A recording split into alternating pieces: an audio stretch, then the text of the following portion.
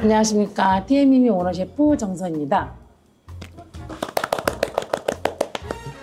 아유, 지금 전 내내라고 저기 툭툭 치시는 분들이 계세요. 그거에 반면에 지금은 그냥 다 알아보세요.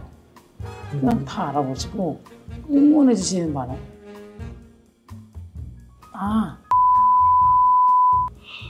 꿈을 갖는 친구들 버티십시오. 버티는 게 답입니다. 어떤 말에도 의미가 하나도 없어요. 그냥 버텨라. 딱 세 글자 끝.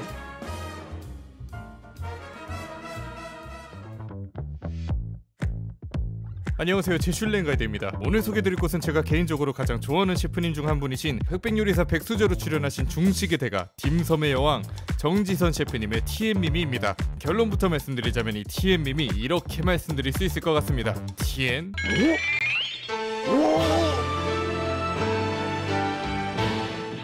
저는 사실 이 중식이라는 분야와 그 중에서도 딤섬이라는 요리 자체는 어느 정도 정형화되어 있다고 생각을 하고 있었는데요. 이 TM미미는 저의 이런 편협한 사고방식을 완전히 깨부숴준 곳이라고 할 수 있을 것 같습니다. 한 분야에서 기존에 있던 틀을 깨면서 새로운 방식을 제시한다는 건 정말 어려운 일이죠. 그 과정에서 많은 실패와 시행착오를 겪기도 하고 그러면서 포기하는 사람도 정말 많습니다. TM미미 정지선 셰프님과 이 셰프님의 음식들은 기존의 틀을 어떤 식으로 파괴하는지, 그리고 새로운 무언가를 성공적으로 제시하기 위해서는 어떻게 행동해 나가야 하는지 완벽하게 보여주는 교보제 같은 곳이라고 할 수 있을 것 같습니다. 사장님기는 당나귀기라는 프로그램에서 악덕사장, 꼰대 등 본의 아니게 수많은 오명과 오해를 쌓아왔지만 실제로 만나본 정지선 셰프님은 정말 많은 사람들에게 귀감이 될 만한 사부 그 자체였는데요. 정지선 셰프님의 솔직하고 담백한 이야기와 함께하는 TM미미 리뷰 지금 바로 시작하기 전에 제슐랭 가이드 올해 20만 갈 수 있게 구독과 좋아요 한 번씩만 부탁드립니다. 제슐랭 가이드는 음식에 대한 평가나 비평보단 먹는 행위, 경험 자체의 즐거움을 선사하기 위한 소개에 집중한 컨텐츠를 제작하고 있으니 참고 부탁드리며 TM미미 리뷰 시작합니다.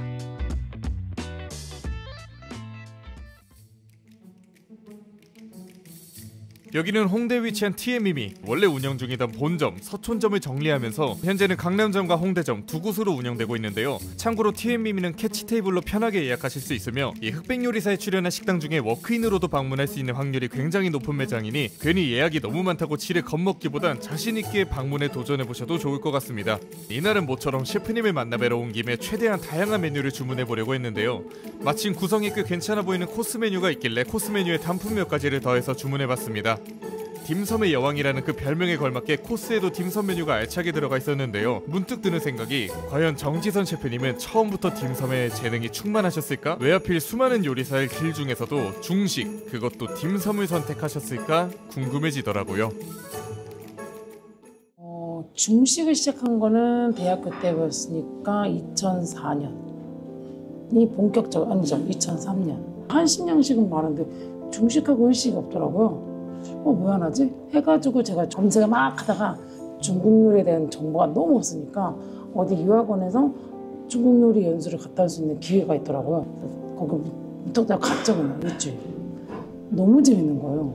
너무 재밌고 완전 한국에서 배운 요리랑 너무 다른 거예요. 졸업하고 한국에 와서 일을 했을 때 딤섬이란 세계를 한국에서는 소롱포 쇼마이 하가오 이거 말고는 딤섬의 세계에 대해서 많이 알려지지도 않고 선호하지도 않고, 왜냐면 만두가 너무 강했기 때문에 한국 중식에서 딤섬은 되게 약간 그냥 없었어요. 대중화가 되지 않는 메뉴였기 때문에 재능이 전혀 없었어요. 왜냐면 제가 되게 거칠어요. 손도 되게 거칠어가지고 이게 막 이렇게 섬세하게 막 만들고 이게 전혀 안 돼요. 그래서 중국 유학 다닐 때 밀가루 공예, 조각학원 이런 데 다녀서 손기술을 좀 배웠던 것 같아요. 진짜 손재주가 없어가지고 그렇게라도 하자라고 해서 그때는 중국에서 알바해서 돈 벌어야지라는 생각이 있었거든요. 학비 조금만 덜자, 생활비 좀 하자 해가지고 했는데 그때 시간당 500원이었나? 한국 돈은 시간당 500원이었던 것 같아요, 그때. 그럴 바에 차라리 기술을 배우자 해가지고 했던 게 밀가루 공예랑 조각이었어요. 그거 가지고 내가 할 수 있는 거는 해보자라는 생각을 했던 것 같아요. 네, 셰프님의 이야기를 듣고 나니 이 딤섬 맛이 조금 더 궁금해지셨을 텐데 결론부터 말씀드리자면 정지선 셰프님은 딤섬의 여왕이 맞습니다. 딤섬의 여왕, 딤섬의 대통령, 딤섬의 황제 다 갖다 붙여도 손색이 없을 정도로 끝내주는 딤섬들이었어요. 코스에는 딤섬 4종이 각각 1개씩 나오는데 먼저 날치알 새우 딤섬. 날치알 톡톡 터지면서 새우 완자가 아주 밀도감 있고 묵직하게 씹히는데 새우와 날치알의 감칠맛이 그야말로 팡팡 터지는 맛이었고요. 두 번째로 먹은 부추새우 딤섬은 클래식한 조합이긴 하지만 TM미미의 딤섬 자체가 우리가 아는 그 전형적인 딤섬보다는 더 옹골찬 느낌이라 이것도 맛있게 먹었습니다. 세 번째 바질 쇼마이. 바질의 풍부하면서 향긋한 향이 딤섬 안에 꽁꽁 숨어 있다가 한입 베어 물자마자 입안에서 퍼져가는 느낌이 정말 좋았고, 네 번째 트러플 쇼마이로 활용 정점을 찍습니다. 딤섬이라는 형태 안에 이 셰프님의 상상력을 마음껏 발현하셨다는 게 느껴지고 진한 트러플 향과 어우러지는 새우의 식감 정말 맛있었는데요. 여기에는 또 남다른 셰프님만의 비법이 숨어 있었습니다. 근데 저는 요리를 하는 게 재밌는 게 가만히 있어도 식재료만 봐도 저걸 어떻게 튀겨볼까? 저걸 쪄볼까? 약간 이런 생각을 되게 많이 하거든요. 그래서 재료를 하나 보더라도 평범한 것보다는 이거를 원래 쪘던 요리에 어디 레시피를 봐도 찐 요리밖에 없어요. 왜 그럼 저걸 안 튀겨보지? 이렇게 되는 거거든요. 그러니까 편견을 약간 버리는 게 제 요리 스타일이에요. 당연히 기준은 있어야죠. 근데 편견을 조금 버리면 조금 다양한 메뉴가 나오더라고요. 그래서 제가 그런 스타일의 요리를 많이 하는 편이에요. 이외에도 몇 가지 딤섬을 단품으로 더 주문해봤는데요. 새우와 갑오징어, 옥수수의 먹물 반죽으로 만든 블랙 딤섬. 이날 먹은 딤섬 중에 손에 꼽을 정도로 맛있었습니다. 새우 완자 자체도 단단하고 탱글한 편인데 그것보다 더 단단하고 탱글한 갑오징어가 송송 박혀있으면서 톡톡 터지는 옥수수 식감까지 더해지니 입안 가득 꽉 차는 만족감이 정말 장난 아니더라고요.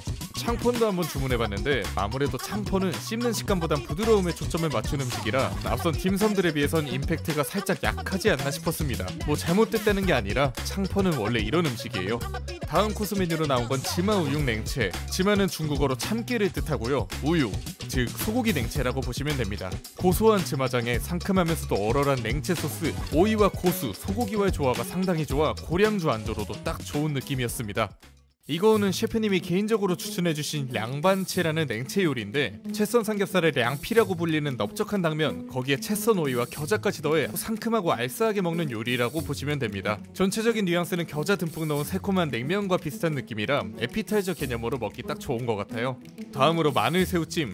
자칫하면 밋밋해 보이는 요리지만 생각보다 굉장히 진한 풍미의 마늘향의 실당면, 꽤 임팩트가 있는 한 입이었고, 다음으로 흑백 요리사에서 선보였던 마라 새우 딤섬의 모체와 같은 음식이죠. 마라 크림 새우가 나왔습니다.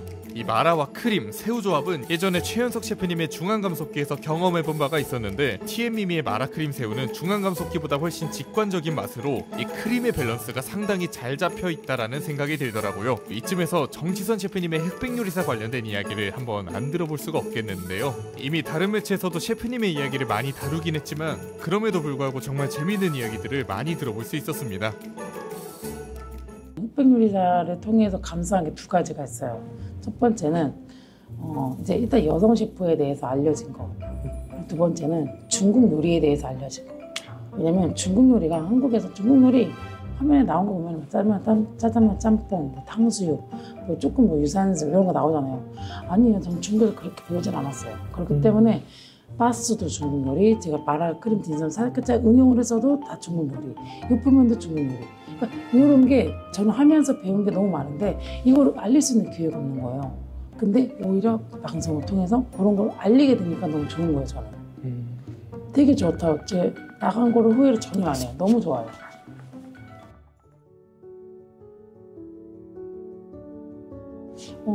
제일 마음에 들었던 거는 마라 크림 딤섬이었고, 그거 아쉬웠던 건 아무래도 송석이호가 가장 아쉬웠던 메뉴 중에 하나입니다. 너무 아쉬웠어요. 일단 머릿속에 항상 모든 요리는 시작 전에 머릿속에 그림이 그리고 시작을 하는데 분명히 좀 그림이 그리고 해왔단 말이에요. 눈앞에 재료도 다 있었고 근데 너무 긴장한 나머지 안 썼단 말이에요, 재료를. 그래서 저 그때 꼴등했을 건데 네, 맞아요. 그냥 제가 실수를 한 거예요.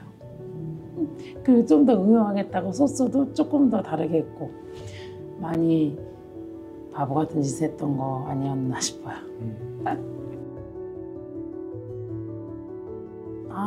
에드워드 리시프님. 그분의 요리의 철학과 그분이 하는 모든 행동과 요리하는 모습이 너무 멋있는 거예요. 요리 스타일을 보면서 많이 배워야겠다 라고 했던 분 중에 한 분이에요. 저는 중국에서 처음 만났거든요. 유학할 때 처음 만나면서 그때 한국에서 유학을 하고 있어? 중국 요리 배우겠다고? 그럼 넘어와봐 해가지고 그때 양주에 있으면서 청도로 넘어가서 민차이라는 코스를 배웠었어요. 그때. 그러면서 이제 한국에서 넘어오신 셰프님들하고 인사도 하고 인맥도 쌓게끔 도와주시고 그러면서 인연이 됐었어요. 근데 워낙에 어딜 가나 같이 어딘가 어디 뭐 대회를 간다던가 그러면은 셰프님이 먼저 안녕하세요 정선입니다라고 하기 전에 옆에서 얘가 유학도 갔다 왔고 어디 가서 대상을 받았고 막 이런 얘기를 해주세요. 먼저. 그래서 얘가 되게 열심히 하는 애야 라는 거를 제가 먼저 말고 서브님 먼저 하세요. 항상 매번 그러셨어요. 존재요? 감히 존재라는 단어를 너무 감사한 분이죠. 그냥 단순하게 그냥 감사한 분이다. 그냥 중국 요리 하면서 이력서도 안 받아주고 배우겠다고 들어갔는데 자꾸 무시하고 기집애 가라는 대화를 가장 많이 들었던 게 주방에서. 그렇기 때문에 그냥 계속 산 넘어 산이었어요. 계속. 그게 되게 그런 삶을 살다가 이제 이영임 셰프님처럼 도움을 주는 분이 한 분씩 계시다 보니까 그래도 여기까지 오지 않았나 싶기는 해요.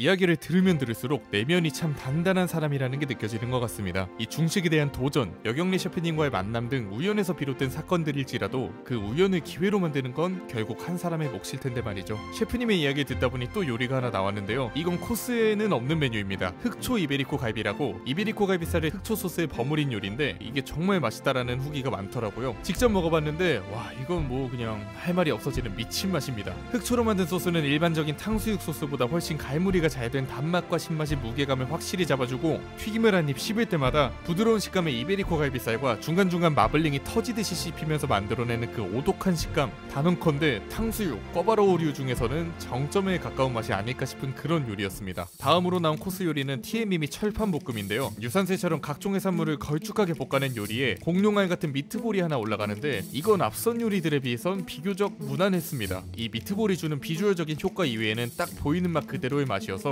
빠르게 넘어가 보도록 할게요. 여기까지 먹으면 식사 메뉴를 고를 수 있는데 흑백 요리사에 나왔던 홍소육으로 만든 덮밥과 토마토 탕면을 선택했습니다. 많은 분들이 홍소육과 동파육이 뭐가 다른지 궁금해하시기도 하는데요. 중국의 학자 소동파가 자기 스타일대로 만들어 먹던 홍소육을 동파육이라고 부르는 겁니다. 홍소육은 잘게 잘린 고기를 조리는 식, 동파육은 큼직한 고기 덩어리를 조려 잘라 먹는 식 정도의 차이라고 보시면 됩니다. 개인적으로 홍소육 덮밥은 고기 양이 좀 적고 지방 부위가 거의 없어 기대만큼 맛있게 먹지 못한 것 같아요. 대신 토마토 탕면은 정말 맛있었습니다. 승우아빠님이 이 토마토 탕면을 드시고 우육면 느낌의 토마토 산미가 들어간 맛이라고 표현하셨는데 그게 정확한 표현인 것 같아요. 대신 토마토의 산미가 생각하시는 것보다 충분히 많이 지배적으로 들어가 있습니다. 디저트 메뉴가 나오기 전에 셰프님께서 직접 만들어주신 찹쌀공이 나왔습니다. 이 찹쌀공은 디저트 개념이기 때문에 잘 잘라서 한번 드셔보시면 되는데 그 고소하고 달달한 찹쌀 도나스 같은 맛이 납니다. 크기가 커도 이게 꽤 얇아서 양이 얼마 안 될 줄 알았는데 생각보다 양이 엄청 많습니다. 남은 건 집에 포장해와서 드시면 되고요. 이게 뭐 딱 봐도 그렇게 쉬워 보이는 음식은 아니지만 이 찹쌀공 하나만큼은 반드시 정지선 셰프님이 직접 만든다고 하실 정도로 상당한 스킬이 들어가는 요리입니다. 마지막으로 커스터드 크림이 차있는 귀여운 디저트 딤섬, 슈크림 들어간 찐빵이라고 생각하고 드시면 딱 맛있게 먹고 올 수 있을 거예요. 자, 이렇게 해서 오늘 TM미미 음식 리뷰는 끝이 났는데 여러모로 의미 있는 경험을 하고 온 것 같습니다. 사장님 귀는 당나귀 귀에서 비춰줬던 셰프 정지선의 모습, 흑백 요리사에서의 셰프 정지선의 모습, 그리고 이번 만남을 통해 실제 정지선 셰프님의 모습을 알아가면서 이분이 어떤 음식을 만드는 사람인지, 삶에 대한 어떤 태도와 철학을 바탕으로 살아가고 있는지, 여성 셰프로서 차세대 중식의 대가가 될 것이다라는 평가를 받기까지 얼마나 많은 시련을 겪으면서 극복하고 증명해 왔는지를 알아볼 수 있었던 시간인 것 같아요. 그리고 이런 셰프님의 본질 자체가 음식에 고스란히 담겨 있으니 참 존경받을 만한 분이시다라는 생각이 들었습니다. 저는 친구들한테 꿈이 뭐냐라는 질문을 많이 해요. 왜냐면 요즘 친구들 꿈이 없는 친구들 너무 많아서 한 번 더 생각해라고. 근데 요거 자체도 꼰대라고 하긴 해요. 그렇지만 그냥 저랑 있으면서 그냥 그런 대화를 좀 하려고 하거든요. 친구한테 제가 정말 단순한 요즘 행복한 게 뭐야? 라고 물어봤거든요. 대답이 상상하지 못하는 대답을 들어서 깜짝 놀랐거든요. 그냥 이러고 있길래 우리 친구는 꿈이 뭐야? 뭐 행복이 뭐야? 물어봤더니 저는 앞으로 1시간 뒤에 담배 5대를 이어서 필 게 행복이에요 라고 하는데 그렇구나. 그냥 그랬어요. 생각지도 못한 대답 맞죠? 그죠? 그러니까 이게 생각의 차이가 큰 거예요. 그래서 이제 이거를 좁혀질 수는 없겠다라는 생각을 했고 존중해요. 엄청 존중하고 그걸 이해를 해요. 단지 일을 할 때 안 좋은 거는 고쳐야 되고 같이 일하면서 성장할 수 있는 기회를 제가 줄 수 있으면 좋다라는 생각을 하는 게 제 운영 방식이에요. 저는 항상 직원들한테 그런 거 연락 많이 와요. 그럼 저는 뭘 해야 될까요? 뭐 학교를 다니고 있는데 저는 이제 취업을 해야 될까 뭘 해야 될까 제가 상담같이 연락이 오면 일단은 학교에서 배우는 거는 그냥 그대로 해라. 뭘 더 하려고 하지 말아라. 배우는 거는 그냥 쭉 배워라. 그 대신 꾸준히 배워라. 학교에서 배울 건 학교에서 배우고 나와서 따로 배우고 이런 거를 하지 여기서 갑자기 학교 다니다가 갑자기 학교를 중단하고 다른 거라고 아니 배울 수 있을 때 배워라. 이 얘기를 항상 하거든요. 그리고 플러스로 능력이 된다면 대회를 나가라. 그러니까 그런 식으로 해서 자기 커리어는 네 스스로가 쌓고 왜냐면 기회는 되게 많이 주어지거든요. 내가 어떻게 하느냐에 따라 틀려요. 그거는 자기가 부지런함에 있어서 달라지기 때문에 그런 거 얘기해주고 플러스로 버텨라. 얘기를 무조건 해줘요. 어떤 일이 일어날지 모른다.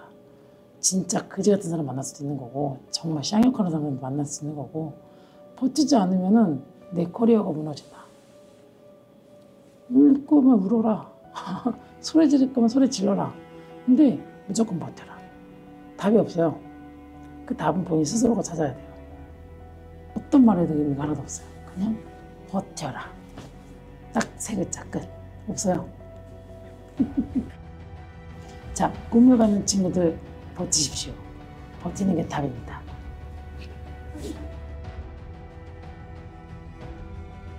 네, 오늘도 재밌게 시청해주셔서 감사합니다. 오늘 제 실행은 여기까지고요. 다음에 더 유익하고 재밌는 영상으로 돌아오겠습니다. 감사합니다.